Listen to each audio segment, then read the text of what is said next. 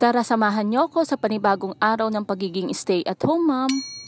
Alas 9 na nga ito ng umaga pero tulog pa nga din itong si Sia. Nalilibang nga kasi siya sa paglalaro sa gabi at kung hindi ko pa talaga siya aawatin ay hindi pa siya matutulog. Nasa may kusina nga ako nang narinig ko nga na tinatawag na nga ako ni Sia. Kaya naman pinuntahan ko na nga agad siya at tinanggalan ko na nga rin ng kulambo. Yaya ko na nga siyang bumangon pero aayaw pa nga niya dahil nga inaantok pa siya kaso nga ay naramdaman nga niya na hindi na nga niya ako kalapit. Pinabayaan ko na nga muna siya para naman mawala nga ang antok niya at maya-maya nga ay tumayo na nga rin si Sia. Minsan nga ay hindi ko na talaga natatabi yung mga laruan niya at pinababayaan ko na lang. Una nga niyang pinuntahan itong mga laruan niya at gusto na nga yata maglaro nito.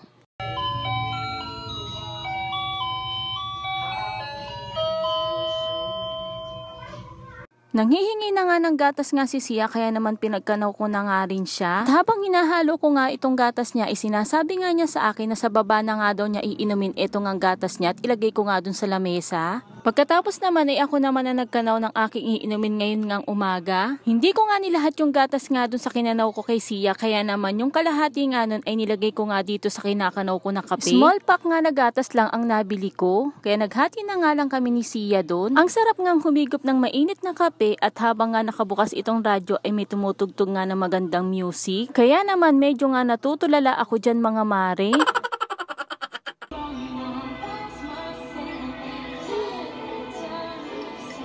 Tapos pa nga ay natapatan ko ay medyo nga may pagkasenti nga ang tugtog ngayon sa radyo.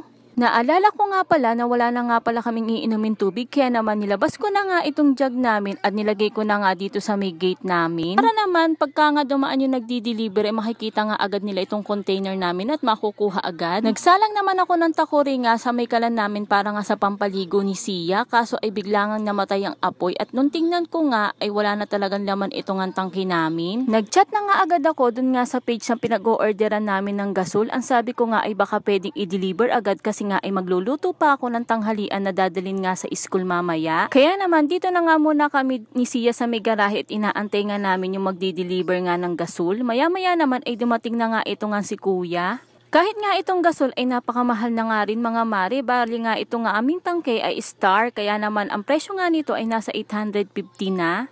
Nung okay na nga yung gasol ay agad naman ako naggugas nitong sinaing at anong oras na rin kasi. At pagkatapos ko nga magugas ng bigas ay sinalang ko na nga ito sa kalan. Noong nain-in na nga yung sinaing ay agad ko naman pinaliguan nga si Sia para naman mapreskuhan na nga rin siya mga mare. At himala talaga mga mare at hindi nga namili nga ng susuotin ngayon nga si Sia at kung ano nga ang nakuha ko ay sinuot nga niya. Nasa kusina nga ako na nagpunta nga si Sia at binuksan na naman itong ang rep ni nanay at naghahanap na naman ng pagkain nga dito. Kinuha ko nga itong ang vitamins niya at kumuha nga lang ako ng isa at binigyan ko nga siya. Ito nga si Sia ay ayaw nga niya ng vitamins na syrup kaya naman na-try ko nga sa kanya ito nga Scotts na gummy. At mula nga nang nag-vitamins nga si Sia nito ay lalo nga siyang ginanahan kumain mga mare at maya-maya nga ang bukas ng rep at naghahanap nga ng makakain. Paubos na nga rin yung mga binili nga namin nung nakaraang araw ni Sia sa may Save More. Kaya naman puro tubig na nga lang din ang makikita niya nga sa rep.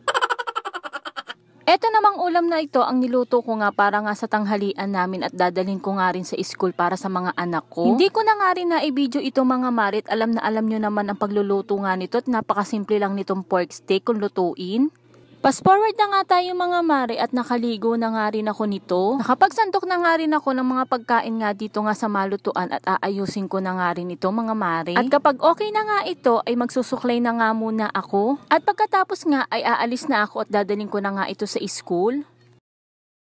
O siya mga mare, hanggang dito na lang muna. See you on my next vlog. Thank you for watching. Bye!